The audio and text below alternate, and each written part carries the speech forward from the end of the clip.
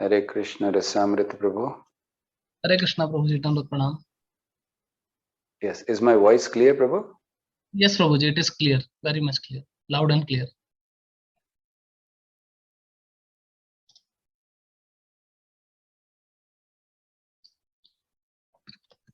Hare Krishna. Okay. Om Anatim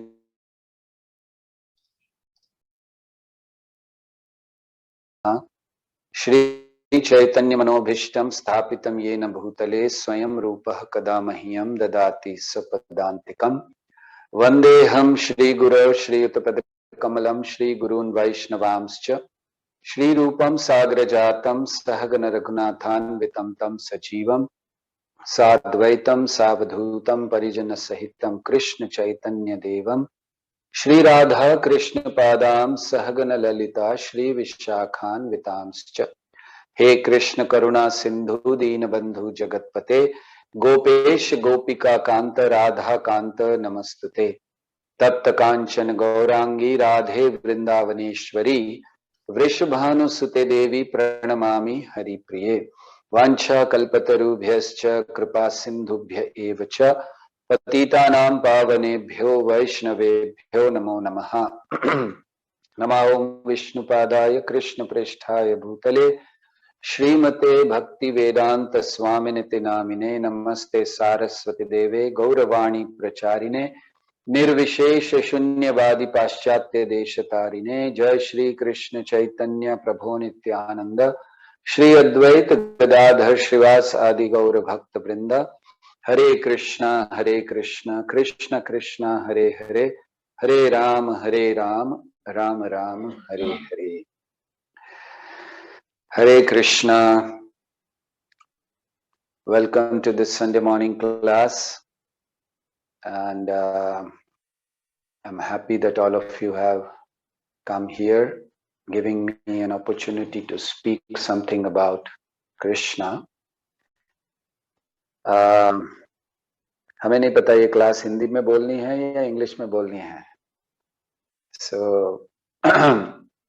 whatever you all say, आप सब रसामृत बहुरूप प्रभु, what Narasimha is Prabhu. Hare Krishna Prabhuji, if possible in both. Without repetition, without repetition. Sorry, I couldn't hear. Hare Krishna. Yes, Prabhu. Yeah, mixed, Hindi and English. No need to repeat whatever you told again. English and Hindi has to be mixed? Yeah. Okay. If everyone understands Hindi, I can speak Hindi. It will be better for me to speak one language. Okay, then go ahead with Hindi, Prabhuji. Okay, Prabhuji, Hindi. Okay. हरे कृष्णा। तो हिंदी में ही बोलेंगे। एक भाषा अच्छी रहती है, दो भाषा मिक्स करने में फिर वो पता नहीं चलता कौन सी भाषा में ज्यादा बोल दिया किसमें कम बोल दिया। तो रविवार के इस क्लास में आप सबका स्वागत है। और आज की ये जो विशेष क्लास है, आप सबके लिए भी अच्छा है कि अब से रविवार आपकी छुट्टी होती है शुक्रवार की जगह। सो रविवार को हम और भी जगहों से आप सुन सकते हैं। और बहुत आभारी हैं आप सभी भक्तों के, अवतारी देश के, कि आप लोग वहां बैठकर भी भक्ति कर पा रहे हैं। और बहुत अच्छा लगता है। हम लोग भारत में रहकर भक्ति नहीं कर पा रहे हैं जितनी भक्ति आप लोग वहां अवतारी देश में बैठकर कर रहे हैं। और वैसे भी वो अवतारी देश है, कृष्ण का देश। सर्व अवतारी कृष्ण स्वयं भगवान, जहाँ हर उनका ही रूप वहां पर है, भगवान कृष्ण का। तो ऐसी परिस्थितियों में भी आप सब भक्ति कर रहे हैं जहाँ परिस्थितियां बहुत अच्छी नहीं हैं, विरोधी परिस्थितियां हैं। कोई ऐसा ज्यादा सहयोग बाहर से नहीं है, लेकिन कभी कभी विरोध होने से बहुत ज्यादा तीव्रता बढ़ जाती है। ऐसा भी देखा गया है। तो इसीलिए ये बहुत अच्छा है कि आप सब वहां पर हैं और आपका विरोध मतलब विरोध तो नहीं हो रहा है, लेकिन स्थितियां अनुकूल नहीं है भक्ति की, और फिर भी आप लोग भक्ति कर रहे हैं वहां रहकर, तो बहुत अच्छा लग रहा है। और प्रयास करेंगे अगली बार जब उस तरफ आएंगे तो निश्चित आप सबके दर्शन करने आएंगे, ताकि आपके भक्ति को देख सकें बहुत अच्छी तरह, किस तरह आप भक्ति कर रहे हैं। जैसे हम जब पिछली बार बहरीन गए थे तो बहरीन में रथ यात्रा देखकर बड़ा अच्छा लगा था। अनुमति नहीं है बाहर करना, छोटे से हॉल में रथ यात्रा कर रहे हैं, लेकिन इतना उत्साह था कि बहुत अच्छा लगा उसको देखकर। तो इसी तरह आप सब भी भक्ति कर रहे हैं ऐसी प्रतिकूल परिस्थितियों में, तो आप सबके बड़े आभारी हैं। हमारा प्रणाम आप सबको कि ऐसी परिस्थितियों में भी आप भक्ति कर रहे हैं। और आज हमने सोचा कि आप सबको एक कहानी सुनाए। कहानियां अच्छी लगती हैं, तो एक कहानी सुनाते हैं आप सबको। ये कहानी है श्रीमद् भागवत से, इसीलिए वो कहानी नहीं लीला हो जाती है। और ये 8वें स्कंद में एक ही अध्याय में ये कथा है, लेकिन बहुत कुछ सिखाने वाली कथा है। ये ऐसी कथा है जो भगवान के प्रेम को दर्शाती है। ये ऐसी कथा है जो भगवान को भक्त पर आश्रित होना बतलाती है, कि भगवान भी भक्त पर आश्रित हो जाते हैं, जो कि बहुत विचित्र है। भक्त भगवान पर आश्रित है ये माना जाता है, ये सब जानते हैं, लेकिन भगवान भक्त पर आश्रित, इस कथा से पता चलता है।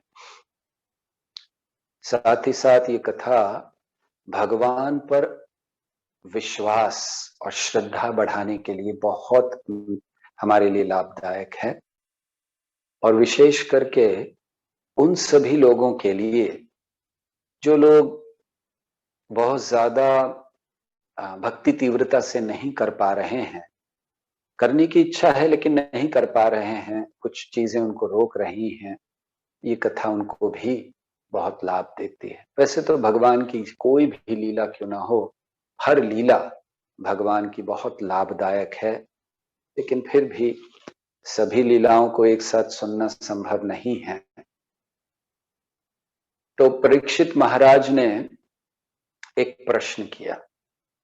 आप सब जानते हैं भागवतम सुखदेव गोस्वामी और परीक्षित महाराज के बीच मूल संवाद है। तो परीक्षित महाराज ने एक प्रश्न किया। उन्होंने कहा कि भगवान अलग अलग रूप लेते हैं, अलग अलग अवतार लेते हैं, लेकिन कभी कभी देखते हैं कि भगवान बहुत निम्न रूप ले लेते हैं, बड़ा नीच श्रेणी का रूप ले लेते हैं। ऐसा क्यों करते हैं भगवान? वो तो पूर्ण पुरुषोत्तम भगवान हैं, तो उनको क्या जरूरत है एक मछली का रूप ले लेने की? परीक्षित महाराज ने कहा, हमने सुना है कि भगवान मछली के रूप में आए। वो मछली तो बहुत पानी में हमेशा डरी हुई रहती है और उसका इतना कोई अच्छा रूप नहीं है, तो भगवान ऐसे क्यों ले लेते हैं इस रूप को? क्या कारण है? तो उस समय सुखदेव गोस्वामी ने बहुत सुंदर बात कही। सुखदेव गोस्वामी ने कहा कि भगवान निश्चित अलग अलग रूप लेते हैं, तो ये मूल प्रश्न था कि मछली का रूप क्यों लिया उन्होंने, और उसका कारण क्या था? उसका कारण था प्रेम। भगवान अलग अलग रूप प्रेम वश लेते हैं। ऐसा नहीं है कि भगवान को कोई बाध्य करता है। हमें मछली बनने के लिए बाध्य होना पड़ता है हमारे कर्मों के अनुसार, भगवान को नहीं होना पड़ता। तो सुखदेव गोस्वामी कहते हैं प्रेम है भक्तों का, और भक्तों से इतना प्रेम भगवान करते हैं जिसके चलते वो ये नहीं सोचते कि मैं ये कौन सा रूप ले रहा हूं, ये बहुत निम्न रूप है, मेरे लिए ठीक नहीं है।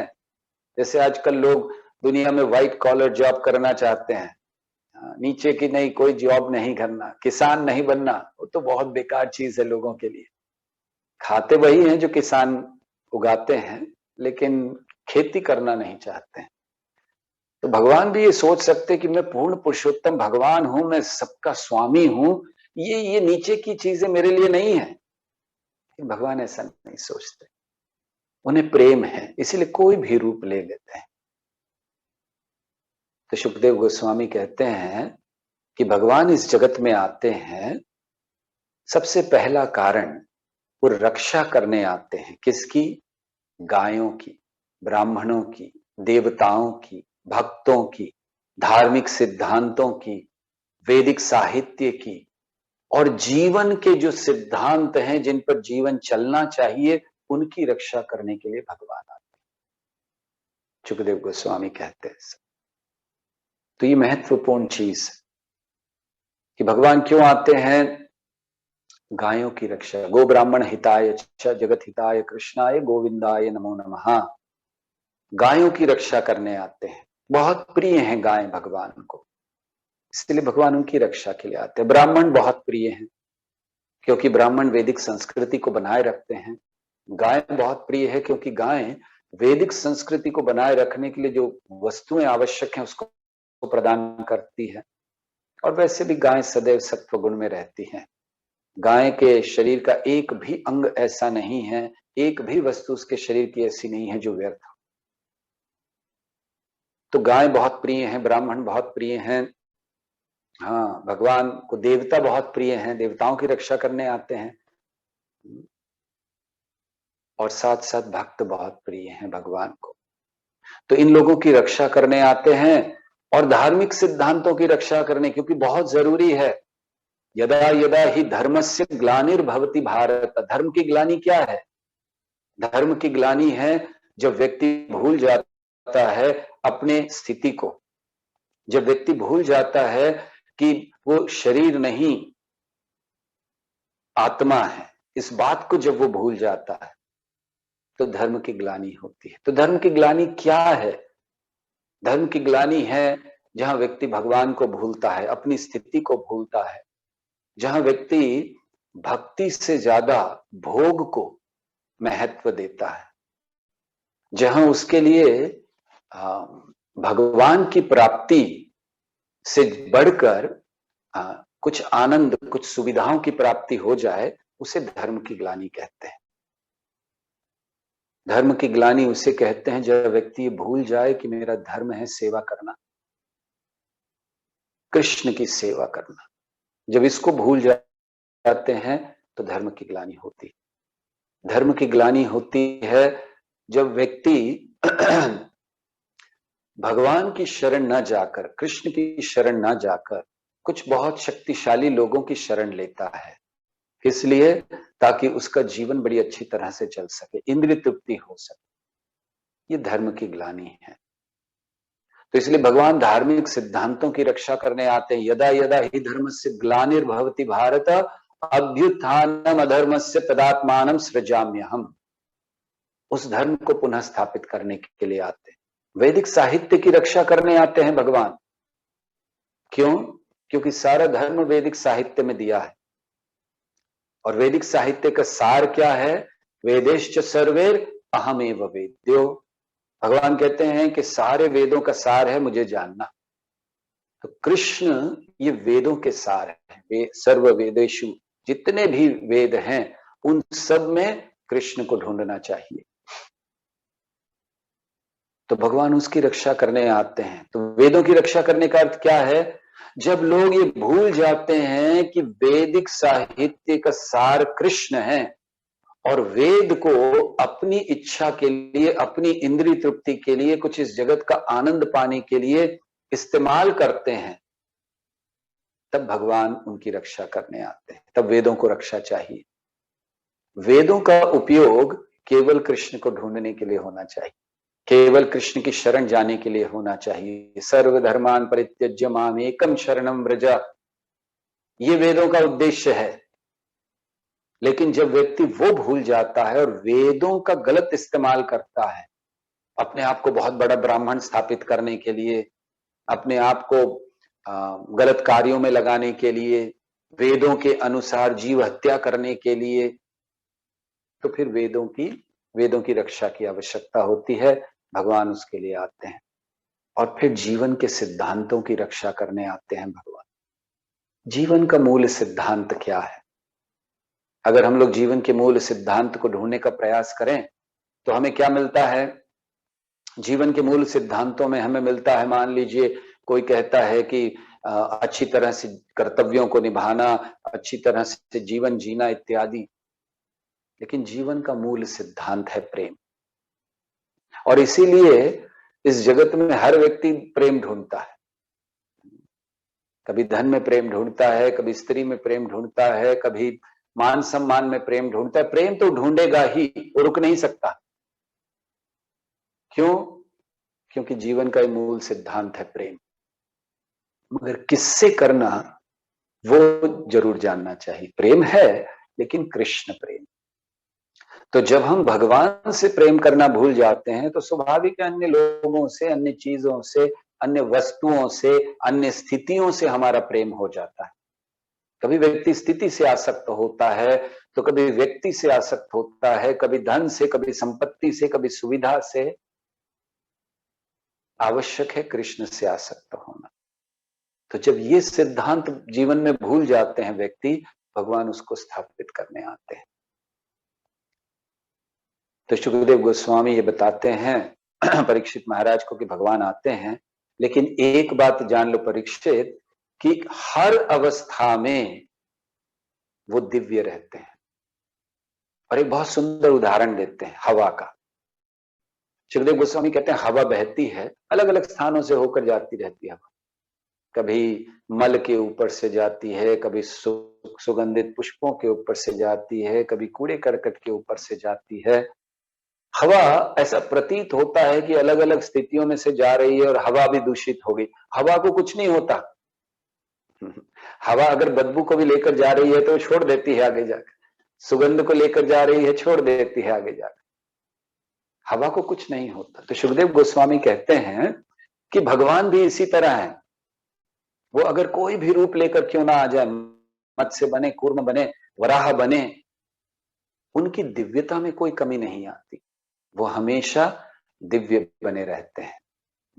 तो ये बड़ी महत्वपूर्ण बात सुखदेव गोस्वामी समझाते हैं कि इसका अर्थ क्या है। हमें भगवान के हर एक अवतार को समान रूप से देखना चाहिए, चाहे वो मत्स्य अवतार हो, कूर्म हो, वराह हो, नरसिंह हो या राम हो।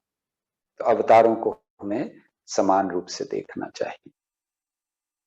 तो इस बात को बताकर अब वो मत्स्य अवतार की कथा कहते हैं। बहुत सुंदर कथा मत्स्य अवतार की वो कहते हैं। तो सुखदेव गोस्वामी बताते हैं, दरअसल 2 मत्स्य अवतार हुए थे।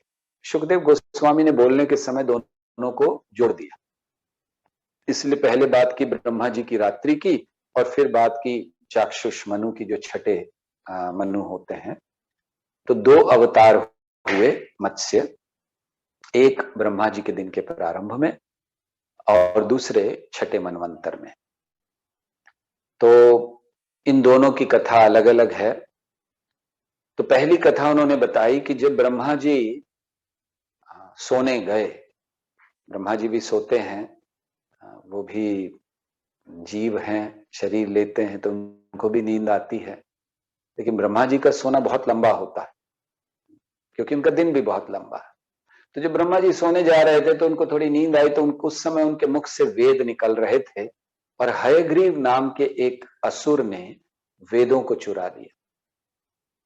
और फिर उस समय, क्योंकि ब्रह्मा जी की रात्रि हो रही थी, पूरा प्रलय था, जलमग्न थे, तो भगवान को जल में मत्स्य अवतार लेना पड़ा, जिससे वो वेदों की रक्षा कर सके। ये पहला अवतार भगवान का हुआ था, मत्स्य अवतार, और दूसरा फिर जो राजा सत्यव्रत के सामने। तो उन्होंने कहा कि यह अवतार हुआ और वेदों की रक्षा की गई। यहां हम देखते हैं कि हयग्रीव नाम का जो असुर है, वैसे हयग्रीव एक भगवान के अवतार का भी नाम है और हयग्रीव एक असुर का भी नाम है। तो हयग्रीव ये क्या कर रहा है, ये वेदों को चुरा रहा है। क्यों? वेदों को चुरा कर क्या मिलेगा? कोई बेचेगा जाकर? अगर हम लोग कुछ वेदों को चुरा लेते हैं तो वो तो लिखित रूप में नहीं है, वो क्या करेगा? असुर क्यों वेदों को चुराते हैं? मान लीजिए कि कोई असुर सोना चुरा रहा है तो मान सकते हैं भाई उसको कुछ भोग चाहिए, कुछ और चुरा। वेद चुरा कर क्या करेगा? ये बड़ी विचित्र बात है कि वेद चुरा लिए उसने। लेकिन ये बड़ी गंभीर बात है, वेदों का चुराया जाना। क्या अर्थ है? वेदों का चुराए जाने का अर्थ है हयग्रीव जैसे असुर नहीं चाहते कि लोग भगवान के निकट जाएं। हयग्रीव जैसे असुर ये नहीं चाहते कि एक ऐसा वातावरण वैदिक सभ्यता के अनुसार बने जिसमें केंद्र कृष्ण हो। हयग्रीव जैसे असुर ये नहीं चाहते कि वेद जो भगवान के दिव्य लीलाओं को प्रकट करते हैं उनको सुनकर लोग मुक्त हों। क्यों नहीं चाहते? क्योंकि उनकी चेतना सदैव कृष्ण से दूर है और वो चाहते हैं कि हम सबकी चेतना भी दूर रहे, क्योंकि जो जैसा व्यक्ति वैसा ही चाहेगा, और इसी कारण से वेदों को चुराते हैं। तो आप सोचिए कि कितना महत्वपूर्ण ये है। हमारे मन में तो प्रश्न ये आ रहा था, अरे वेदों को क्यों चुराया? सोना चुराता, कुछ और चुराता, किसी का महल चुरा लेता, किसी की गाड़ी चुरा लेता। नहीं, उसने वेद चुराए। अर्थ क्या है कि वो नहीं चाहते असुर कि कोई भगवान के निकट जाए, और जो भक्त होते हैं वो विरोध इसलिए करते हैं कि हमें भगवान के निकट जाना है, हमको प्रेम करना है भगवान से। तो इसलिए अपनी चेतना को सदैव भगवान में रखना चाहिए, हर तरफ भगवान को देखने का प्रयास करना चाहिए। यहाँ ये जो वेद चुराने का अर्थ है, ये बड़ा महत्वपूर्ण बात है। हमें अनुमति नहीं देनी चाहिए किसी को भी कि कोई वेद चुरा ले। कैसे नहीं देनी चाहिए अनुमति? क्या हम रोक सकते हैं लोगों को वेद चुराने से? निश्चित रोका जा सकता है। ये जो जगत है, ये हमारा जो मनोवृत्ति है, हमारा जो मनोभाव है, उसका ही एक प्रतिबिंब है। मतलब एक शीशा रखते हैं सामने, दर्पण। तो दर्पण रख के क्या होता है? व्यक्ति दर्पण में अपनी ही प्रतिबिंब को देखता है। तो ये जो जगत है ये भी एक दर्पण की तरह है। क्यों दर्पण की तरह है? वो क्या दिखा रहा है हमें? जो हमारे मनोभाव है, जो हमारी मनोवृत्ति है, उसी को दिखा रहा है, और कुछ नहीं। ये जगत है ये तो एक दर्पण है। वैसे भक्ति भी एक दर्पण है, थोड़े समय बाद उसको चर्चा करेंगे। तो ये जगत एक दर्पण है, हमारी मनोवृत्ति, हमारे मनोभाव को प्रदर्शित करता है। जैसे आप एक गुलाब का फूल देखते हैं, तो गुलाब के फूल में क्या देखते हैं? फूल भी है, कांटे भी हैं। हम क्या देखें? हमारी मनोवृत्ति क्या है? हम बहुत सुंदर गुलाब का फूल देख रहे हैं या हम उसमें लगे हुए कांटों को देख रहे हैं? और इसीलिए जगत ऐसा दर्पण है कि अगर आप कांटों को देखोगे तो आपको फिर कांटे ही दिखाई देंगे, आपके जीवन में वही चीजें ज्यादा हों। लेकिन अगर आप फूल देख रहे हो तो आपके जीवन में कोमलता आई। हमारा जो ये कैसे है चेतना, किस तरह की हम चेतना रखते हैं? तो भगवान के जो भक्त होते हैं वो सर्वत्र कृष्ण को देखते हैं। कैसे देख सकते हैं सर्वत्र कृष्ण को? हमें सड़क पर चलते हैं तो हमें प्राणी दिखाई देते हैं, हमें बिल्डिंग दिखाई देती है, हमें पेड़ दिखाई देते हैं, हमें लोग दिखाई देते हैं, हमें गाड़ियां दिखाई देती हैं। कहां कृष्ण दिखाई देते हैं? लेकिन जो भगवान के शुद्ध भक्त हैं उन्हें हमेशा कृष्ण दिखते हैं। प्रभुपाद कहते हैं कृष्ण हमेशा मेरे साथ है। कैसे दिख सकते हैं? चेतना, क्योंकि उनकी चेतना का दर्पण है सामने। वो मन में केवल कृष्ण का स्मरण कर रहे हैं तो जगत में भी कृष्ण दिखेंगे। लेकिन जब हम मन में वो स्मरण नहीं कर रहे हैं, कृष्ण का स्मरण नहीं है हमारे मन में, हमारे मन में जिन चीजों का स्मरण है वैसा ही जगत हमें दिखाई देता है। तो असुर जो होते हैं वो चाहते नहीं है कि हम कृष्ण के पास जाएं। इसीलिए हमें प्रयास करना चाहिए कि अपने मन, अपनी चेतना में एक सकारात्मक व्यवहार, सकारात्मक प्रवृत्ति हमारे अंदर, मनोवृत्ति हमारी कृष्ण के प्रति हो। इस जगत में दो प्रकार की मनोवृत्ति होती है, नेगेटिव, पॉजिटिव, नकारात्मक, सकारात्मक।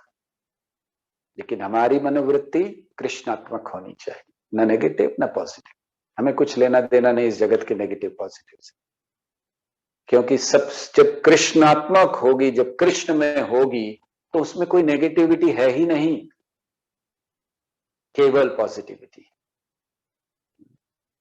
कृष्ण सूर्य समा माया है अंधकार, जहां कृष्ण ताहा नाही माया रा अधिकार। जहां कृष्ण है वहां पॉजिटिविटी ही है, नेगेटिविटी हो ही नहीं सकती। तो जीवन से नकारात्मक विचारों को निकालना है, कृष्ण को लाइए जीवन, और कृष्ण को हटा देना ये आसुरी प्रवृत्ति। तो हयग्रीव ने चुरा लिए और फिर भगवान ने मत्स्य अवतार लेकर उनको पुनः स्थापित किया।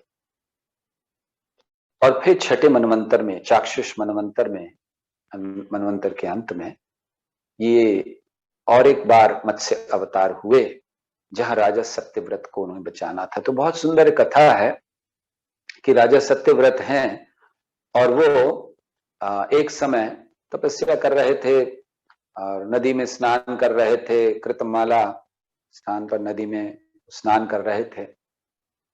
तो उस समय जैसे ही उन्होंने जल लिया हाथ में, तो इतना सा ऐसे जल लिया था तो उनके हाथ में एक छोटी सी मछली आ गई। राजा ने मछली को देखा, तुरंत फेंक दिया पानी में, अरे मैंने गलती कर दी है, कहीं मर नहीं जाए, तो वापस फेंक दिया। फिर दूसरी बार जल लिया, फिर से वही मछली आ गई, फिर से फेंक दिया, फिर लिया, फिर आ गई। अब फेंकने जा रहे थे, मछली बोलने लग गई। आप सोचिए, कभी आप लोग स्नान कर रहे हैं, हाथ में मछली आए और वो बात करने लग जाए, आप क्या करोगे? भूत भूत चिल्लाकर भाग जाओगे ना, ये क्या हो गया, क्या हो गया। राजा ने देखा तो मछली कहने लगी, अरे राजा, मैं भी आपकी प्रजा हूं,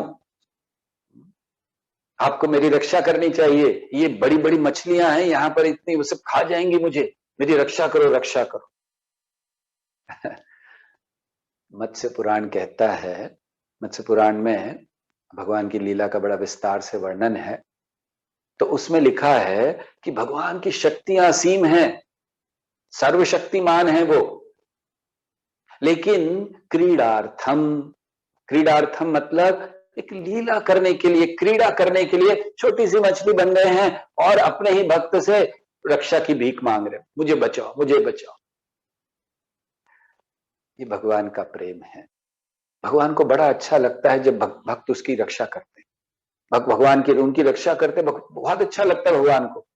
जब यशोदा मैया वो भगवान को लेकर वो गाय की पूंछ सब लगाती है उनके शरीर में, अरे अरे ये क्या हो गया इसको, ये कौन असुर आ गया था, इसको ठीक कर दे। तो गाय की पूंछ लेती हैं, उनके सर पर लगाती हैं, उनके शरीर के अंगों में लगाती हैं, अलग अलग स्थानों पर गोबर लगाती हैं यशोदा मैया। किस लिए? रक्षा करनी है मुझे कृष्ण की।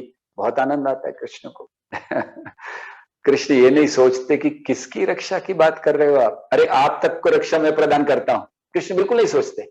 उनके भक्त जब रक्षा करते बड़ा आनंद आता है, कृष्ण को बचा रहे हैं, अरे इसे कुछ हो नहीं जाए। जब कृष्ण ने गोवर्धन उठा रखा था तो यशोदा मैया जाकर वो उनके ऐसे मसाज कर रही थी, अरे बहुत देर से उठा के रखा है, कहीं कहीं वो दर्द ना हो जाए हाथ में।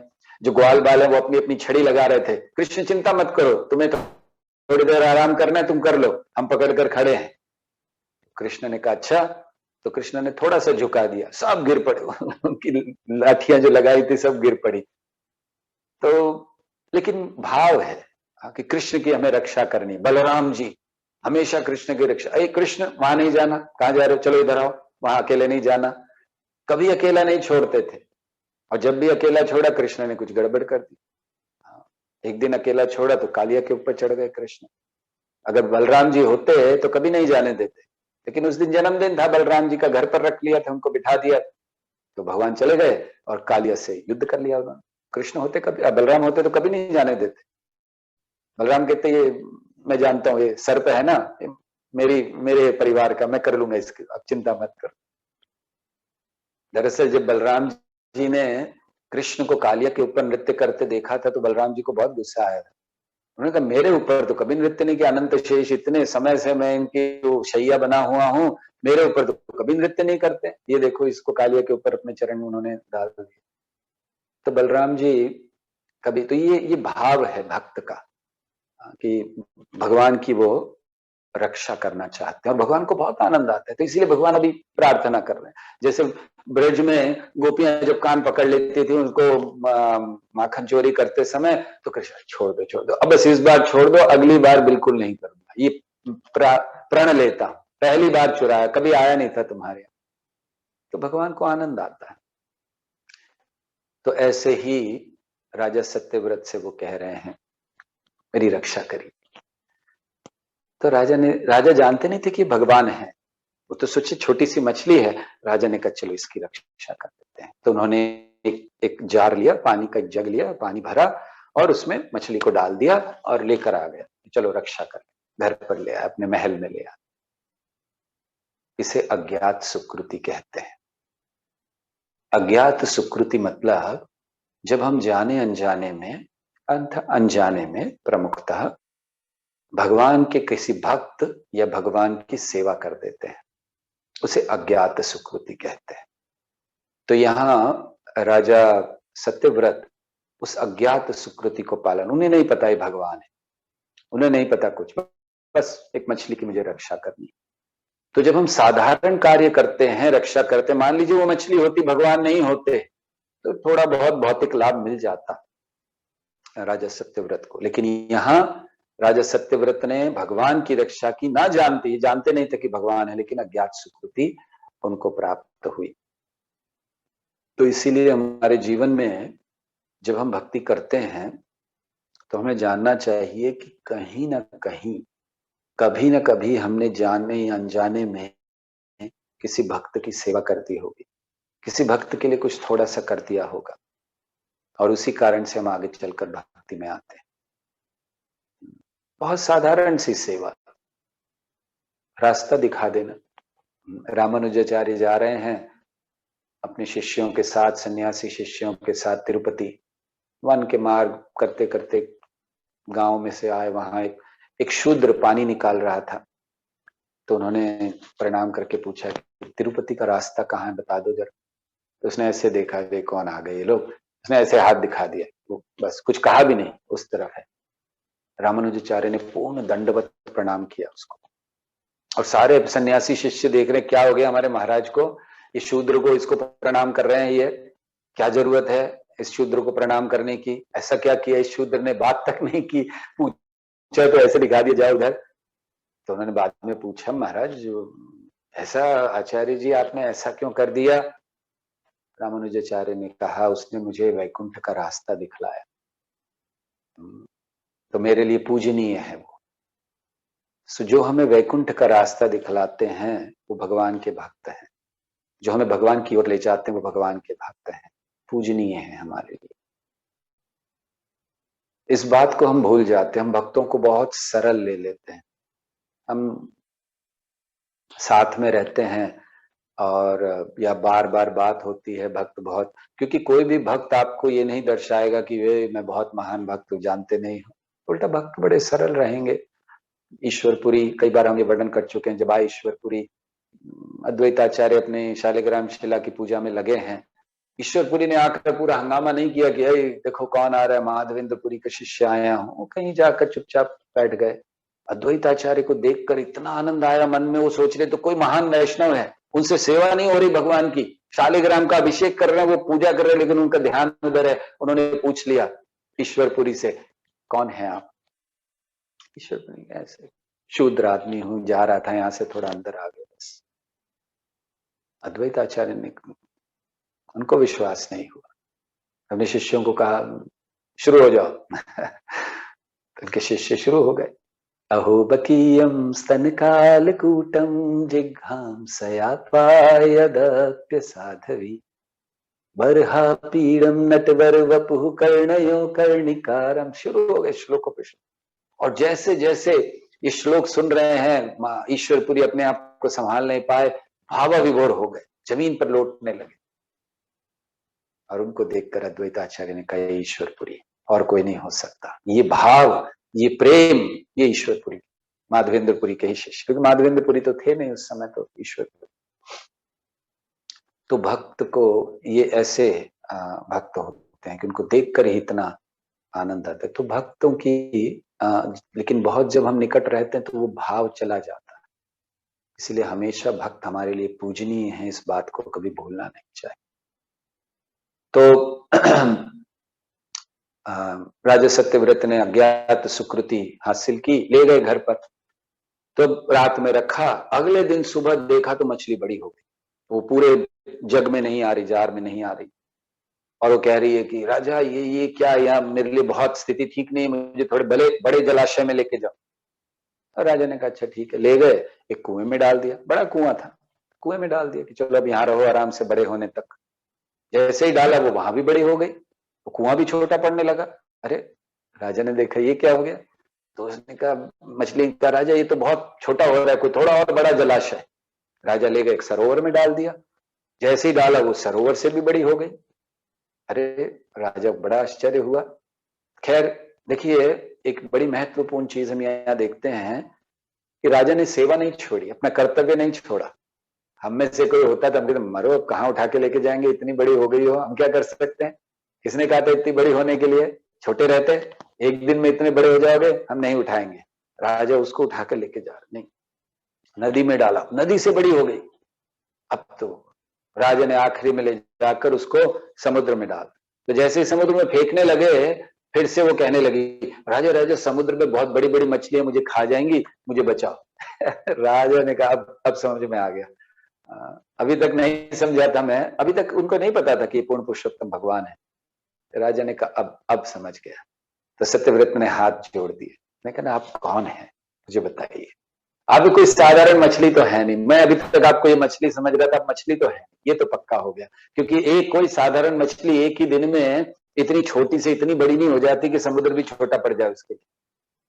तो आप बताइए कि कौन है आप।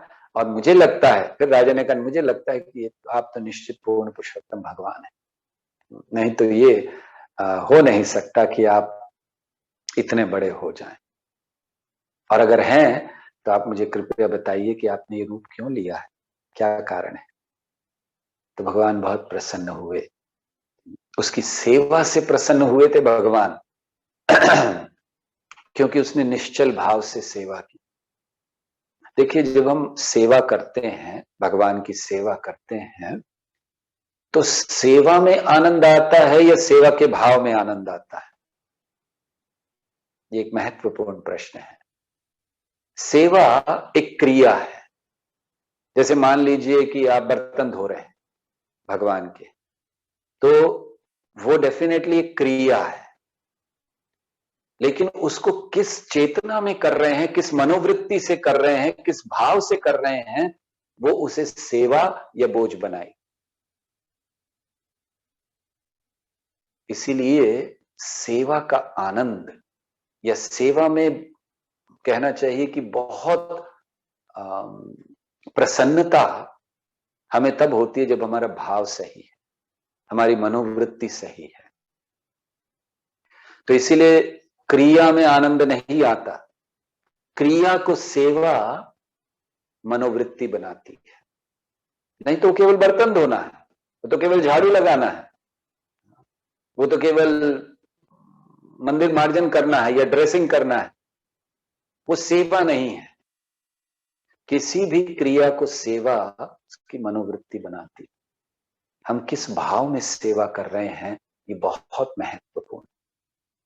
बाहरी दृष्टि से दिखने में वो भले ठीक सेवा ना हो, लेकिन अगर भाव अच्छा है तो वो सेवा के रूप में स्वीकारा जाता है। और अगर बाहरी दृष्टि से बहुत अच्छी सेवा की है लेकिन भाव गलत है, स्वीकारा नहीं जाता, सेवा नहीं स्वीकारी जाती।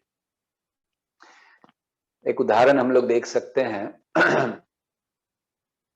एक जिराफ जब पैदा होता है, जिराफ आप जानते हैं, वो जब पैदा होते हैं, माता जो होती है जिराफ बच्चे को जन्म देती है, तो जिराफ आप जानते हैं जमीन से बहुत ऊंचा होता है, जब खड़ा होता है उसके पांव बड़े ऊंचे ऊंचे होते हैं। तो जब बच्चे का जन्म होता है तो जिराफ खड़े होकर जन्म देता है,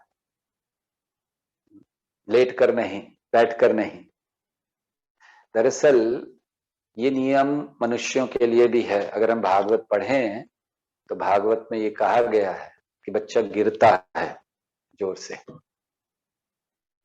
खैर जिराफ ऐसे जन्म देता है खड़े होकर, तो खड़े होकर जन्म देता है तो धाड़ करके बच्चा गिरता है, मतलब जन्म लेते ही गिरता है धड़ाम करके। और फिर अभी अभी जन्म लिया है, धीरे धीरे वो पांव पर खड़ा होना शुरू होता है। तो जैसे बस खड़ा हो रहा है तो जिराफ जो उसकी माँ है उसको एक लात मारती, वो दूर जाकर गिरता है, वो फिर से खड़ा होता है किसी तरह। आप सोचिए अभी अभी जन्म हुआ है, क्या ताकत होगी उसके पैरों में, क्या होगा उसके। तो वो फिर से धीरे धीरे धीरे एक एक एक ऐसे खड़ा होता है और माँ जाके फिर से लात मारती है उसको। बाहरी दृष्टि से कार्य क्या दिख रहा है, कैसी माँ है। समझिए अगर कोई मनुष्य के बच्चे को ऐसे करने लगे, बच्चे का जन्म हुआ 2 थप्पड़ लगे, था अभी जन्म हुआ ही है, बच्चा रो रहा है जो, और 2 थप्पड़ लगे, तो लोग क्या कहेंगे, क्रूर है, माँ है, क्या है, मार डालेगी अपने बच्चे को। ऐसे ही लग रहा है जिराफ का, मार डालेगी बच्चे को, और एक लात मारती है। ऐसे जब 2-3 बार हो जाता है, जब तक बच्चा खड़ा होकर भागना शुरू नहीं कर देता, वो मारती है। तो दिखने में क्या लग रहा है, बहुत गलत काम है, लेकिन है क्या, वो माँ जानती है कि जो जिराफ का बच्चा होता है ना, उसका जो उसकी जो चमड़ी होती है, मांस जो होता है बहुत बहुत कोमल होता है, सॉफ्ट होता है, और शेर को बहुत प्रिय है वो। तो माँ जानती है कि ये बच्चा है, कभी ना कभी शेर आक्रमण करेगा मांस के लिए, अगर इसने भागना नहीं सीखा तो रक्षा कैसे करेगा, तो इसलिए वो सिखा रही है। तो भाव क्या है उसका, उसका भाव उसको कष्ट देना नहीं है, लात मारना नहीं है, उसका भाव है उसकी रक्षा करना। तो इसीलिए वो सेवा है, मां बच्चे की सेवा कर रही है लात मार के।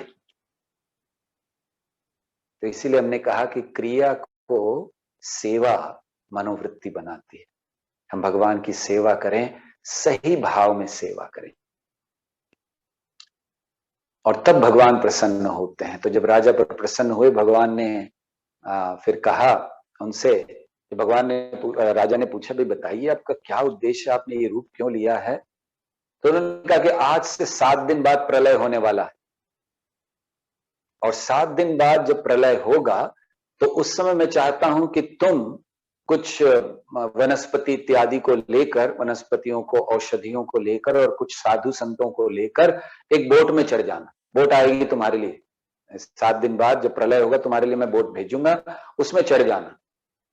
और फिर वो जल में, प्रलय के जल में तैर रही होगी बोट, जाएगी।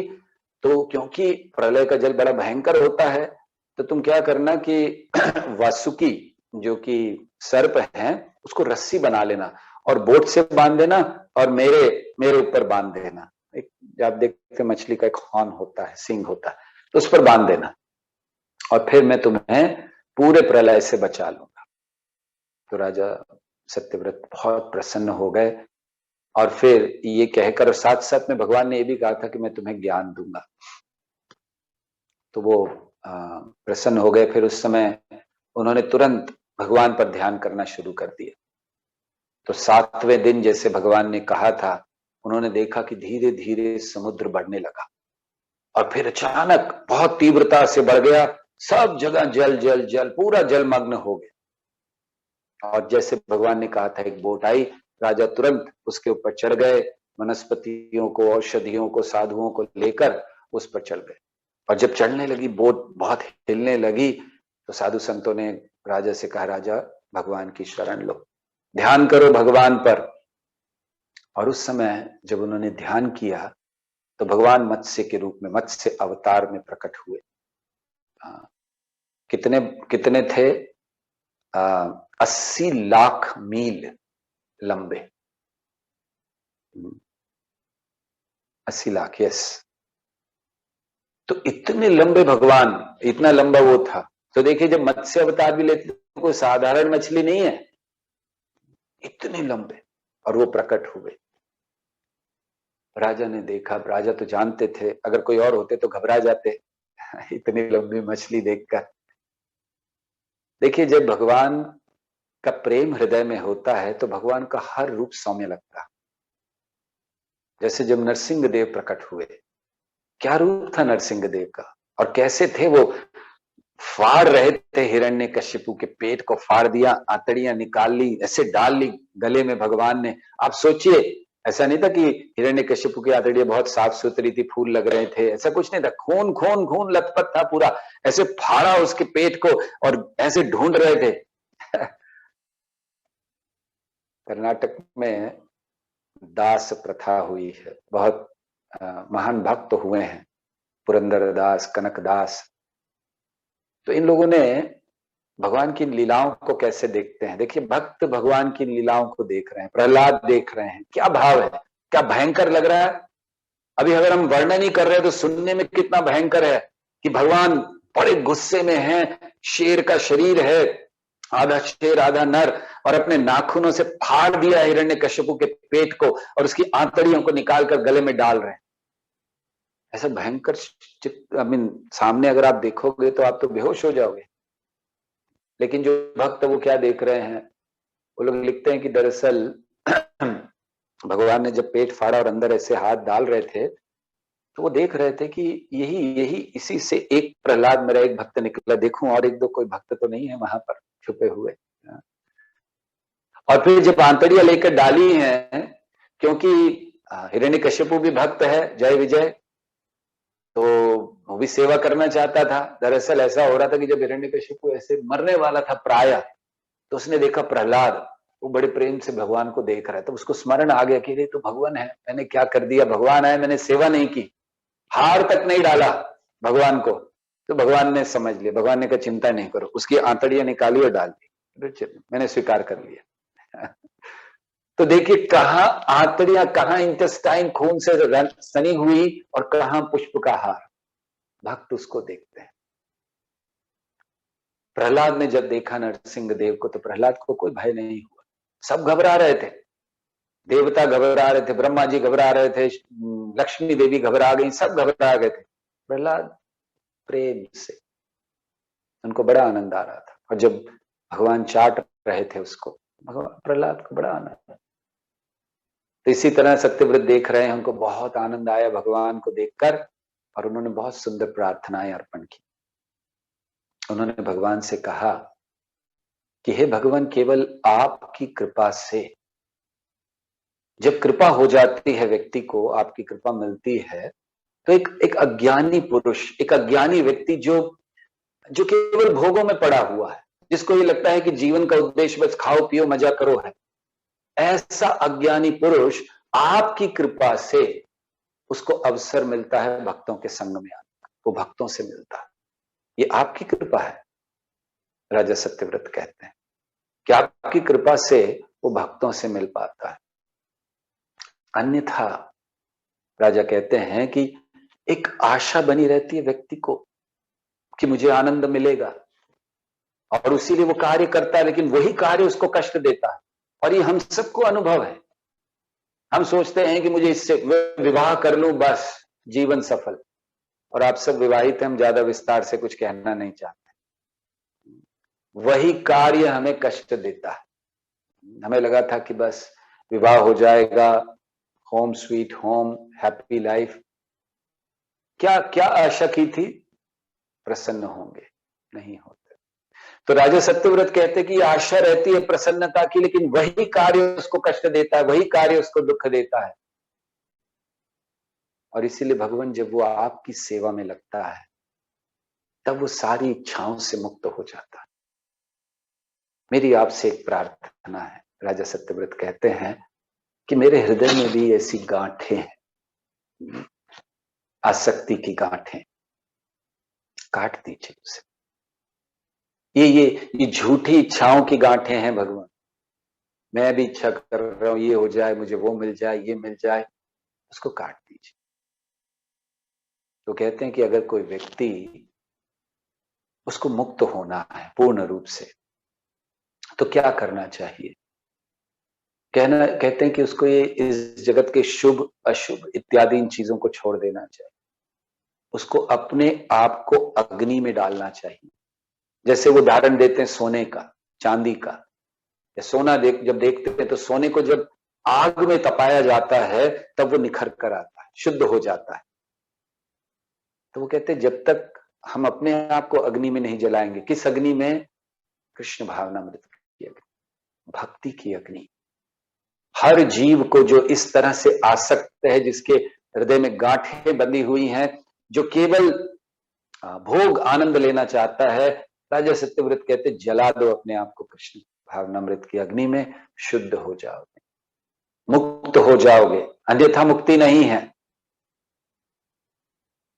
तो फिर मान लीजिए कि राजा कहें नहीं नहीं देवता हैं, वो लोग सब अच्छी स्थिति में हैं, या उनसे भी तो कृपा, और भी लोग कृपा करने के लिए है, मेरे पास मेरी कृपा से ऐसा होगा, ऐसा नहीं। तो राजा कहते हैं हाँ देवता देवता कृपा करते हैं, लेकिन वो जो कृपा करते हैं या कोई भी व्यक्ति कृपा करता है, उसकी कृपा और आपकी कृपा में क्या अंतर है? तो कहते हैं कि जो वो लोग देवता या अन्य कोई भी व्यक्ति कितनी भी कृपा कर ले, वो आपकी कृपा के 1/10,000वें भाग के बराबर भी नहीं है।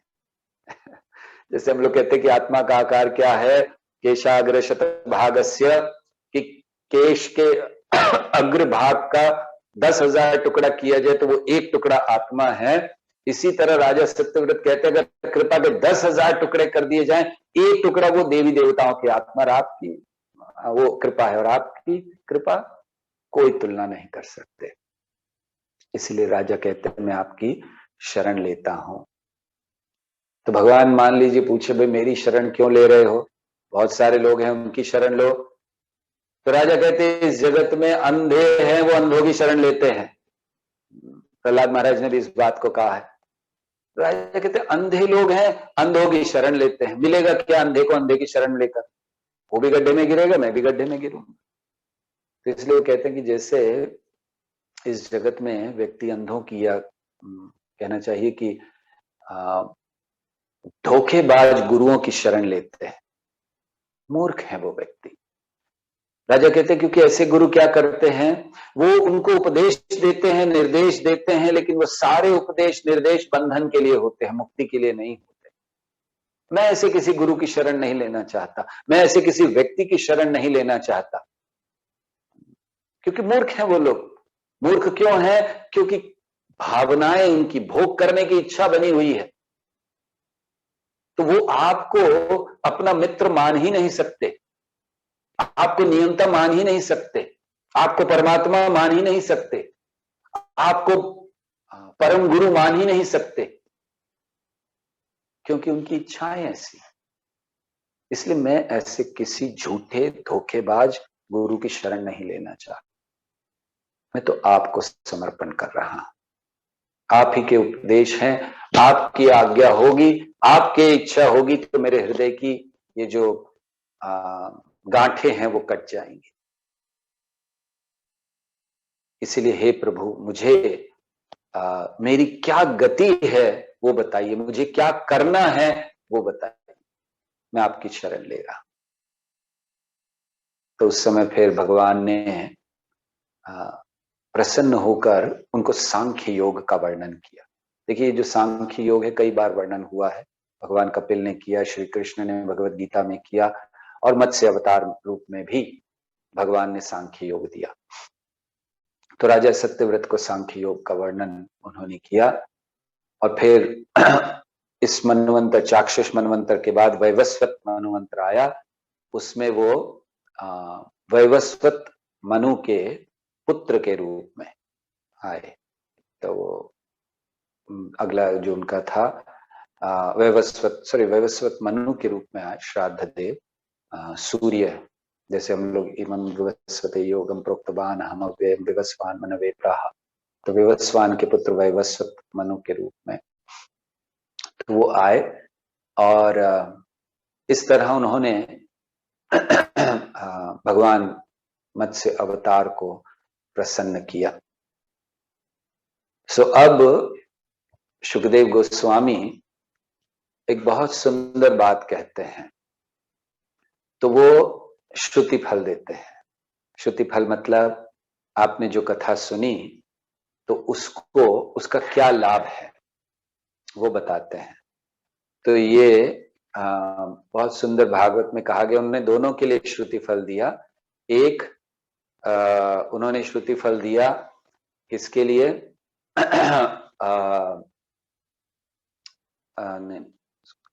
एक उन्होंने श्रुति फल दिया सुनने वाले की, कि जो सुन रहे हैं उनका क्या है, और एक उन्होंने श्रुति फल दिया बोलने वाले के लिए। दरअसल हमने ये कथा बोली क्योंकि हमें वो श्रुति फल बड़ा अच्छा लगा, तो हमने कहा कि चलो कथा बोल देते हैं। तो सुनने वाले के लिए क्या उन्होंने दिया? उन्होंने कहा कि अगर कोई भी व्यक्ति इसको सुनता है, इस कथा को, संवादम महदख्यानम, महदख्यानम मतलब ये जो संवाद है, इसको जो राजा सत्यव्रत का और ये जो मत्स्य अवतार का है, तो कहते हैं कि ये बहुत ये दिव्य आख्यान है।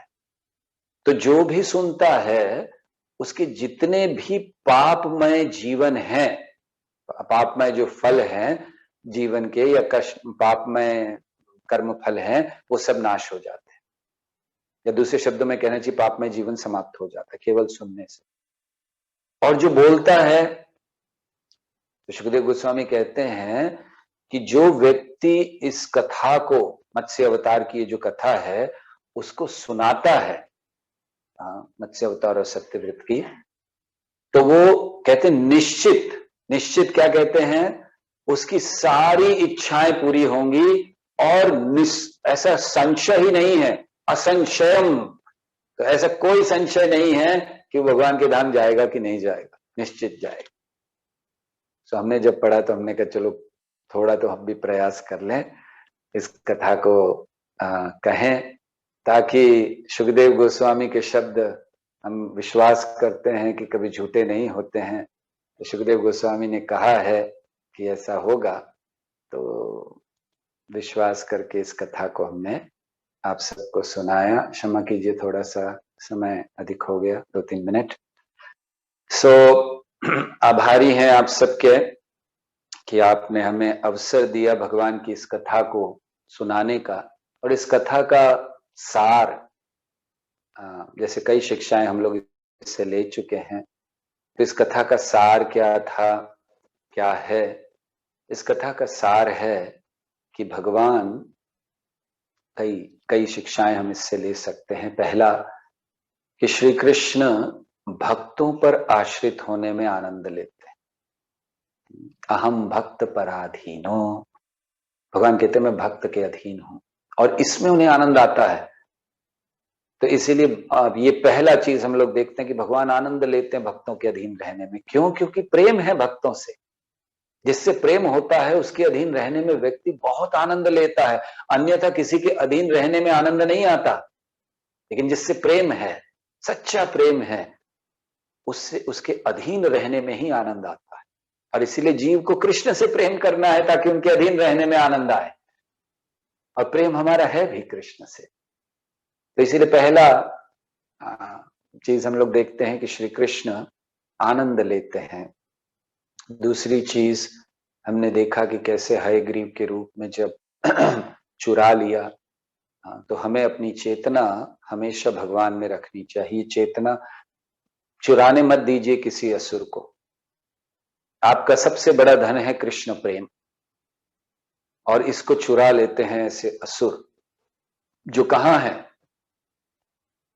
इस जगत में है असुर, अवतारी देश में है, भारत में है, कहां है असुर? यहां है, यहां काम क्रोध लोभ मोह मद मात्सर्य इधर बैठे हुए हैं। तो इसीलिए उन असुरों को ये क्या करने के लिए बैठे हैं? कृष्ण भक्ति का धन चुराने के लिए। अनुमति मत दीजिए, चुराने मत दीजिए। और फिर आगे हमने सत्यव्रत की कथा में देखा कि कैसे अज्ञात सुकृति उनको प्राप्त हुई। तो हमें प्रयास करना चाहिए कि हम कोई ना कोई छोटी मोटी सेवा कर दें भगवान की, भगवान के भक्तों की, जहां अवसर मिले। जरूरी नहीं कोई बहुत बड़ा बड़ा काम करना है, कोई छोटी सी सेवा, भगवान प्रसन्न हो जाएंगे, भक्त प्रसन्न हो जाएंगे। क्या किया था राजा ने? एक छोटी सी मछली को उठा के लाके बस आश्रय दे दिया, छोटी सी सेवा। तो छोटी सी सेवा हम कर सकें। और आगे सेवा का भाव की चर्चा हमने की कि सेवा एक क्रिया है, क्रिया को सेवा बनाता है भाव, अन्यथा वो केवल एक श्रम एव ही केवलम, व्यर्थ का समय हो जाएगा। तो इसलिए मनोभाव, सही सेवा का भाव उत्पन्न करें। और फिर प्रार्थनाओं में हमने देखा कि कितना सुंदर बात राजा सत्यव्रत ने कही कि मैं बंधा नहीं रहने चाहता, मैं नहीं चाहता कि मेरे हृदय में गांठें बंधी रहें, काट दीजिए। मैं मूर्ख नहीं हूं उन लोगों की तरह जो झूठे लोगों का आश्रय लेते हैं। मैं तो केवल आपकी शरण आना चाहता हूँ।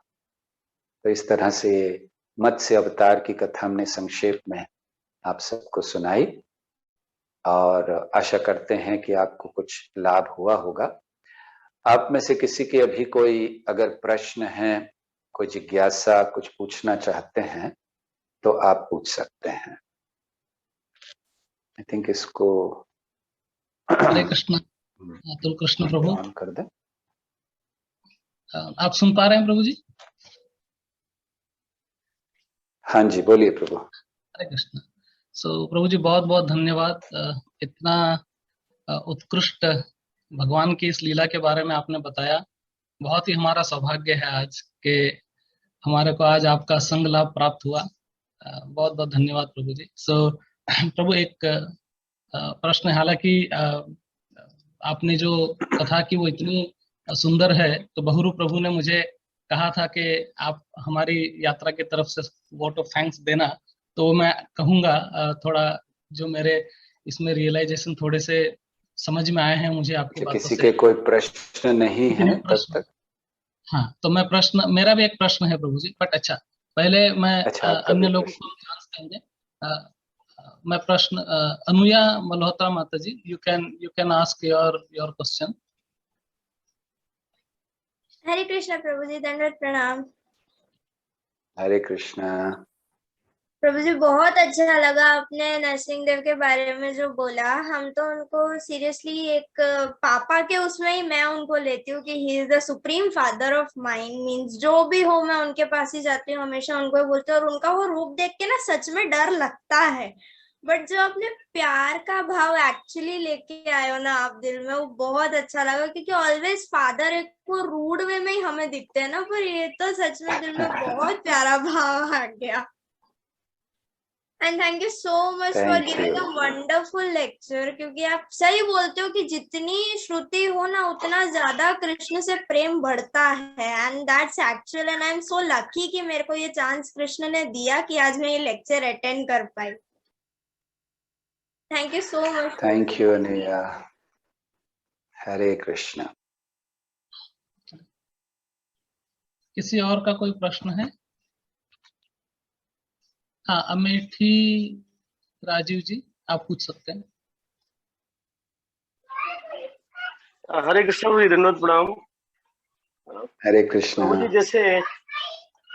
जी जैसे कृष्ण ने, भगवान ने बोला है भगवत गीता में अर्जुन से कि मैं ही सबका पिता हूँ, और हम जानते हैं कि हम सभी उन्हीं के अंश हैं।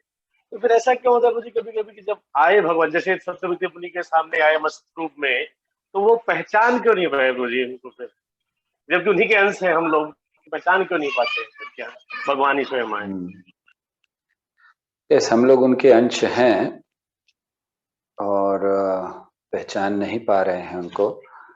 उसका कारण ये है कि अंश जब अपनी मूल अवस्था में होता है तो उसको पहचानने में कोई कठिनाई नहीं होती है। लेकिन जब वो अपनी मूल अवस्था में नहीं है, अपनी ही स्थिति को भूला हुआ है, तो अपनी स्थिति भूलने के कारण फिर कैसे वो भगवान को पहचान सकेगा? क्योंकि भगवान को पहचानने के लिए संबंध की आवश्यकता है। जब हम संबंध को भूल जाते हैं भगवान से, तो भगवान को पहचानना संभव नहीं है। इसीलिए भक्ति के द्वारा हम उस संबंध को पुनः जागृत करते हैं और फिर हमें पहचानने में कोई कठिनाई नहीं होती है। जैसे ध्रुव महाराज जब भगवान सामने आए तुरंत पहचान गए भगवान को। क्यों? 6 महीना बहुत कड़ी तपस्या करके अपने आप को शुद्ध कर चुके थे भगवान को जानने के लिए। तो भगवान पूर्ण शुद्ध हैं और उनको जानने के लिए वो शुद्धता चाहिए जो अशुद्ध अवस्था में हमें प्राप्त नहीं हो सकती। जैसे उदाहरण के लिए चुंबक और लोहे का स्वाभाविक आकर्षण होता है, लेकिन अगर लोहे में जंग लगा हो तो कितनी ही पावरफुल चुंबक क्यों ना हो, वो अट्रैक्ट नहीं करती, आकृष्ट नहीं करती। इसी तरह कृष्ण बहुत शक्तिशाली चुंबक हैं और हम लोग लोहे के टुकड़े, हमारा स्वभाव ही है उनकी ओर आकृष्ट होना, लेकिन क्योंकि जंग लगा रखा है इसीलिए नहीं हो पा रहे हैं। जिस दिन ये जंग हट गया, बड़ी सरलता से उनके प्रति प्रेम और आसक्ति बढ़ जाएगी। ठीक है Prabhu? Thank you Prabhu ji. Shweta ji, you can ask your question. Hare भी कृष्णा अवतारी देश के भी कुछ भक्त अगर पूछना चाहें तो अच्छा होगा, बट एनीवे यस श्वेता माता जी पूछिए। हरे कृष्णा प्रभु जी, दंडवत प्रणाम। प्रभु जी, सेवा का भाव किस प्रकार से हमारे अंदर आएगा, और मतलब जो सेवा की तीव्रता है वो कैसे आएगी हमारे अंदर? सेवा की तीव्रता हम सबके अंदर तब आ सकती है जब हम सबसे पहले सही मार्ग निर्देशन में सेवा कर रहे हों। दूसरा, जब हम चाहे हमें पसंद हो या ना हो, लेकिन हम सेवा को सतत करते रहें, तो ये हमें जरूरी है। एक सही मार्गदर्शन हो, दूसरा क्षमा चाहते, दूसरा बिना रुके हम सेवा कर सकें, चाहे हमें अच्छा लगे या ना लगे, हमें सेवा को करते रहना चाहिए। तीसरा, जिन लोगों ने अच्छा सेवा का भाव उत्पन्न किया है उनके साथ सेवा करनी चाहिए, क्योंकि उत्साह ये एक छुआछूत की बीमारी की तरह है, बहुत जल्दी फैलता है। तो आप अगर लोगों के साथ है जिनके अंदर उत्साह है, तो फिर बहुत जल्दी आप में भी उत्साह आएगा। और चौथा चीज, अधिक से अधिक हमें ग्रंथ पढ़ने चाहिए। ज्ञान उत्साह का वर्धन करता है, अज्ञान ये निराशा को बढ़ाता है। तो इसीलिए ज्ञान का वर्धन होगा, अपने आप उत्साह बढ़ेगा। और अंततः भगवान से बड़ी तीव्रता से प्रार्थना करना कि मेरी एक ही इच्छा है, बस आपकी सेवा कर सकूं। सही भाव नहीं है, लेकिन अगर सही भाव उत्पन्न हो जाए तो फिर आपकी कृपा से अगर आप चाहें तो ऐसा हो सकता है। उनसे हमें प्रार्थना करनी चाहिए। ठीक है? Yes Prabhu ji, thank you very much. Yes, Hare Krishna.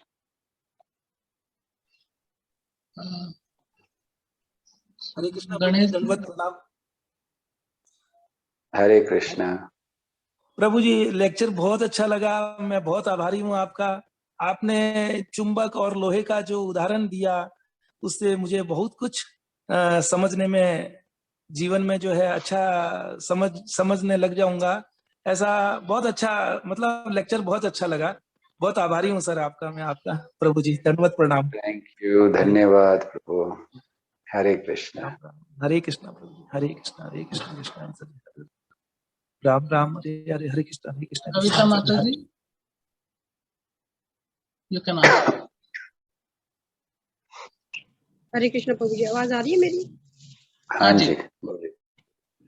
प्रभु जी, मेरा एक प्रश्न है कि जैसे सेवा की बात अभी हो रही थी, कई बार हमें मतलब चांस मिलता है कि हम सेवा कर पाए, लेकिन थोड़ा घर के माहौल के हिसाब से हम नहीं कर पाते कि घर वाले नाराज हो जाएंगे कि तुम ये लगे रहते हो इस टाइप से। तो उसमें हमें कैसे करना चाहिए? मन है करने का, लेकिन हमें ये डर लगता है कि घर वाले गुस्सा होंगे कि तुम 24 आवर्स ऐसे इंगेज रहोगे तो घर को कब टाइम दोगे, घर वालों को कब टाइम दो। ऐसे में फिर हमें क्या करना चाहिए? सेवा लेनी चाहिए कैसे? जब हम भगवान की सेवा करते हैं तो स्वाभाविक है कि सेवा करने में कई चीजें आड़े आती हैं। हमें स्थिति के अनुसार उन चीजों को पार करके सेवा बनाए रखने का प्रयास करना है। तो उनमें से एक है कि जो पारिवारिक स्थितियां या व्यक्ति जो सेवा में सेवा नहीं, जिनके कारण हम सेवा नहीं कर पा रहे हैं, तो प्रयास सबसे पहला ये करना चाहिए कि पारिवारिक कर्तव्यों को पूरा करना चाहिए। परिवार में किसी भी प्रकार का वाद विवाद इत्यादि इस विषय पर नहीं होना चाहिए, क्योंकि उससे हम एक अच्छा उदाहरण प्रस्तुत नहीं करते हैं जिससे उनको भी प्रेरणा मिले। हम ये भी तो चाहते हैं कि भक्ति में उनको भी प्रेरणा मिले, तो इसलिए कोई वाद विवाद उत्पन्न ना हो। और कभी कभी ये जो विरोधी अवस्थाएं होती हैं, ये हृदय में भक्ति की तीव्रता को बढ़ाने में बहुत मदद करती है। जब विरोध होता है, जब विरोध नहीं है, सब कुछ ठीक है, तो व्यक्ति खुद भी बहुत रिलैक्स हो जाता है। लेकिन जब विरोध है तो फिर और तीव्रता बढ़ती है। तो इसको भगवान की एक योजना मानना चाहिए कि भगवान आपने ये व्यवस्था की है कि मैं और तीव्रता, क्योंकि अन्यथा मेरे हृदय में तीव्रता नहीं होती। हो सकता है कि सब स्थितियां अच्छी होती तो स्वाभाविकता कुछ आसक्ति बढ़ जाती, लेकिन अब ऐसी स्थिति में आपके प्रति प्रेम बढ़ रहा है, तो आपको धन्यवाद देना चाहिए। तो कभी कभी विरोधी स्थितियां अच्छी होती हैं, लेकिन जहां स्थिति में है उसमें बिना विरोध के, बिना वाद विवाद के पारिवारिक कर्तव्यों को पूरा करते हुए जितना कर सके उतना करना चाहिए। फिर ऐसा नहीं कि बहुत ज्यादा करा और उसके कारण परिवार में कष्ट हो रहा है, परिवार में तकलीफें हो रही हैं, आवश्यक नहीं है। धीरे धीरे बढ़ें। आप भले एक सेवा कर सकें, छोटी सेवा कर सकें, उतना कीजिए, प्रेम से, अच्छे भाव से कीजिए, कोई तकलीफ नहीं। और अगर नहीं भी कर पाए, भाई समझिए ऐसी स्थिति हो घर में कि कोई सेवा नहीं कर सकते, मन में कीजिए, भगवान स्वीकार करेंगे। भगवान मन में की गई सेवा को भी स्वीकार करते हैं, इसलिए हमें चिंता नहीं करनी चाहिए। हमारा भाव बहुत महत्वपूर्ण है, उसको बढ़ाते रहिए कि हमें करना है। एक दिन भगवान व्यवस्था ऐसी करेंगे कि आपके घर में भी सारे घर के लोग भक्त होंगे और आप सब मिलकर बड़े अच्छे से प्रेम से सेवा कर सकें। ठीक है, हरे कृष्णा। यस, रसामृत प्रभु के आदेश है। Thank you very much. Hare Krishna Prabhu ji. तो प्रभु जी, एक अवतारी देश भक्तों के बिहाफ पे एक्चुअली मेरा भी एक प्रश्न था जो पहले मेरे लिए है, मैं पूछता हूँ और फिर आपको। तो प्रभु जी, आपने क्लास के बीच में एक बात कही कि कभी कभी हम भक्त जो होते बड़े सरल होते हैं और हम उनको बहुत ही इजीली ले लेते हैं, और बार बार बात होती है, मुलाकात होती है, तो बहुत निकट रहने से वो भाव चला जाता है ना, जैसे कहते हैं फेमिलियरिटी ब्रीड्स कंटेम्प्ट। तो किस प्रकार से भक्त जो हैं उनको हम अन्यथा न लेवे और हमेशा वो भाव जो हमारा है उनके प्रति बना रहे, चाहे हम उनसे किस जो डीलिंग करते हैं, तो ये हम कैसे कर सकते हैं प्रैक्टिकली प्रभु जी? या इसको प्रैक्टिकली करने के लिए सबसे पहली चीज हमें अपने आप को हमेशा एक नए भक्त के भाव में रखना चाहिए। हमें कभी नहीं समझना चाहिए कि अब 10 साल हो गए, 20 साल हो गए, अब मैं यात्रा इंचार्ज हो गया, अब मुझे ये सेवा मिली, अब मैं श्रेष्ठ हो गया, सीनियर हूं। बिल्कुल नहीं, क्योंकि ये भाव आने से हम फिर दूसरों के प्रति वो सच्चा आदर उत्पन्न नहीं कर पाते। तो सबसे पहली चीज महत्वपूर्ण ये है कि हम हमेशा अपने आप को एक नए भक्त के रूप में रखें कि हम हैं नए भक्त। रखें मतलब दिखाएं नहीं केवल कि अंदर से हृदय में हो रहे मैं तो इतना सीनियर हूं, लेकिन दुख में नम्रता से नहीं। हम जाने कि हमारी कोई नहीं, हमसे बहुत बड़े बड़े महान महान भक्त हैं, हमारी क्या वैल्यू है यहाँ पर। तो पहला ये भाव होना चाहिए कि अपने आप को प्रयास करना है कि कभी बहुत श्रेष्ठ न, बहुत बड़ा भक्त ना माने, जिससे अपराध ना हो या भक्तों के वैल्यू समझ में आए। दूसरा चीज, आत्मचिंतन करें। आत्मचिंतन क्या करें कि मैं अब तक यहाँ इस भक्ति में इस स्तर तक पहुंचा हूं तो किसके कारण। और अगर आप बड़ा गंभीर आत्मचिंतन करेंगे, प्रामाणिक ईमानदारी से, आप पाएंगे कि आपके कारण नहीं, भक्तों के कारण। अगर कोई भक्त ये कहता है कि मेरे कारण मैं सब आगे बढ़ा हूं, तो उसका फिर आत्म जो कर रहा है वो प्रामाणिक नहीं है। तो ये दूसरी चीज हमें करनी चाहिए। तो पहली चीज, अपने आप को हमेशा नए भक्त के रूप में रखिए। दूसरी चीज, आत्मनिरीक्षण हमेशा कि मैं अब तक पहुंचा, इतना आगे कैसे आ गया मैं भक्ति में, क्या हुआ, किसने मुझे सपोर्ट किया। आप देखोगे सब कुछ भक्तों के कारण हुआ। एक भक्त आपको कोई किसी ने मार्गदर्शन दिया, जब आप आए तो भक्तों ने आपको संभाला, फिर आगे भक्त ने बढ़ाया, फिर एक भक्त ने ही आपको कुछ प्रेरणा दी कि आप कुछ बड़ा करो, आप प्रवचन दो, आप मैनेजमेंट करो, ये सब तो जो भी हुआ भक्त के कारण। और हम आज जो कर रहे हैं, ठीक है अब तक हो गया, आज जिसके लिए हम प्रसिद्ध हैं, जैसे मान लीजिए कि कोई प्रवचन के लिए प्रसिद्ध है, तो उस व्यक्ति को अपना सोचना चाहिए कि आज जिसके लिए मैं प्रसिद्ध हूं क्या है, क्या बोल रहा हूं मैं। जो कुछ प्रभुपाद ने लिखा है उसी को दोहरा रहे ना, आपके मन से तो कुछ नहीं बोल पा रहे, आपके पास कोई क्षमता नहीं है, आपने केवल पढ़ा और उसको बोल दिया। तो ग्लोरी किसकी है? प्रभुपाद की। आपने कोई सन्यासी से सुना और बोल दिया, ग्लोरी किसकी है? उन सन्यासी की, हमारी नहीं है। तो हम प्रसिद्ध इसलिए हो रहे हैं क्योंकि हम प्रभुपाद के शब्दों को दोहरा रहे हैं। तो ये भाव कभी जाना नहीं चाहिए। तो तब हम भक्तों को, और इसी तरह हर एक भक्त को हमें एक बड़ी महत्वपूर्ण एक्सरसाइज करनी चाहिए, चाहे बताकर या बिना बताए, कि हर एक भक्त के अंदर अच्छा गुण देखने का प्रयास करना चाहिए कि मेरे से श्रेष्ठ ज्यादा इसमें क्या गुण है, एक प्रॉपर बहुत अच्छी तरह। और हम देखेंगे कि कोई भक्त में दिखेगा बहुत अच्छा जप करता है, कोई दिखेगा वो बहुत अच्छा मृदंग बजाता है, मुझसे तो ऐसे एक दो नहीं बजते, ये बहुत अच्छा बजाता है, या कोई बहुत अच्छा जप करता है, कोई बहुत अच्छा गाता है, कोई बहुत अच्छा बोलता है, कोई बहुत अच्छा कुकिंग करता है, कोई बहुत अच्छा ड्रेसिंग करता है, बहुत सारी चीजें देखने के लिए। तो हर भक्त में ये देखिए, धीरे धीरे भक्तों का अप्रिसिएशन बहुत बढ़ जाएगा। और सबसे महत्वपूर्ण ऐसी कथाओं को, लीलाओं को भगवान की सुनना, जिसमें भगवान स्वयं, जैसे अगर हम दुर्वासा मुनि की कथा पढ़ते हैं, जहाँ दुर्वासा मुनि भगवान के पास गए और भगवान ने भक्तों का दिल खोल कर गुणगान किया है वहां पर कि भक्त हम भक्त पराधीनो, भक्त मेरे हृदय में, मैं भक्तों के हृदय में। तो ये सब चीजों को सुनने से भी धीरे धीरे अप्रिसिएशन बढ़ता है। ठीक है, बहुत बहुत धन्यवाद प्रभु ji, thank you very much. और बहुत आभारी हैं हम प्रभु जी, आपके बहुत कृतज्ञ हैं कि आपने अपना समय निकाला और हमारी यात्रा के लिए आज आगे आपने ये जो कथा की है। और सबसे पहले आपने शुरुआत में ही हमको बहुत प्रेरणा दी, चाहे हम कैसी भी नई भक्ति कर रहे हैं, लेकिन आपने बहुत ही प्रेरणास्पद बात कही।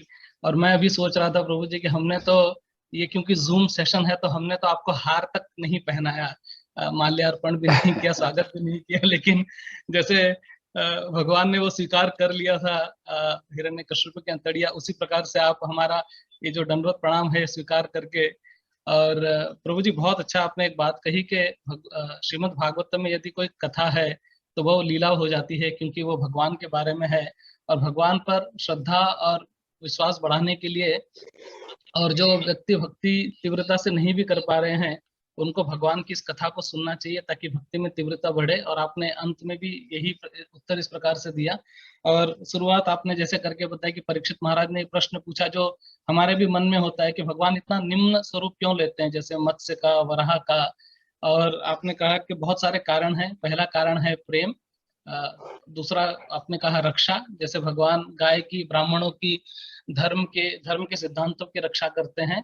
और एक बहुत ही अच्छी बात आपने कही थी कि गाय का शरीर का एक भी वस्तु जो है वो व्यर्थ नहीं है, हमें गायों की बहुत सेवा करनी चाहिए।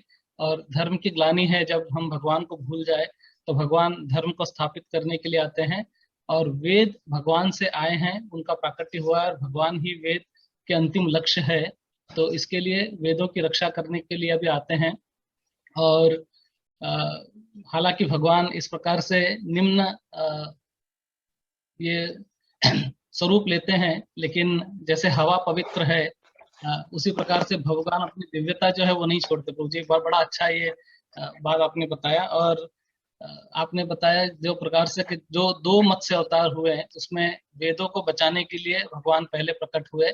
और ये बड़ी गंभीर बात है कि असुर जो है वो वेद चुरा लेते हैं, और हमें इस ज्ञान को अपने हृदय से चुराने नहीं देना चाहिए, काम, क्रोध, लोभ, मद, मात्सर्य के वश में रहते हुए। और समाज जो है वो हमारे मनोभाव का प्रतिबिंब है, और हम क्या देखते हैं उस पर डिपेंड करता है। तो हमारा सकारात्मक और नकारात्मक दोनों पहलू हो सकता है, लेकिन हमको इन दोनों से ऊपर उठ के कृष्णात्मक जो है वह होना चाहिए।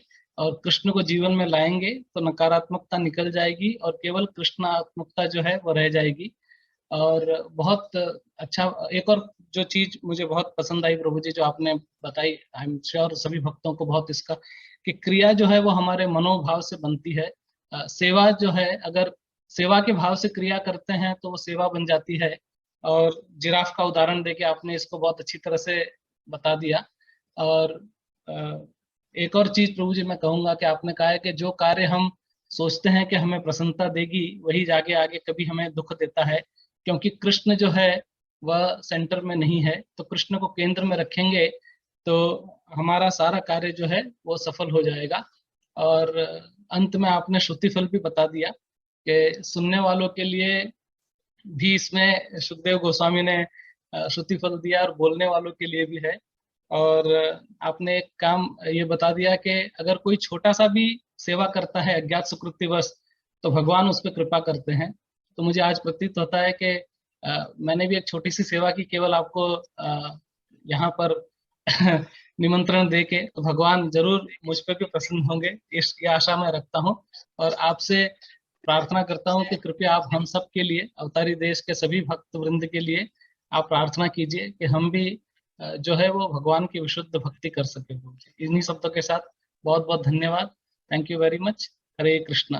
हिज ग्रेस अतुल कृष्ण प्रभु हरे की कृष्णा। प्रभुपाद की जय। Thank you very much.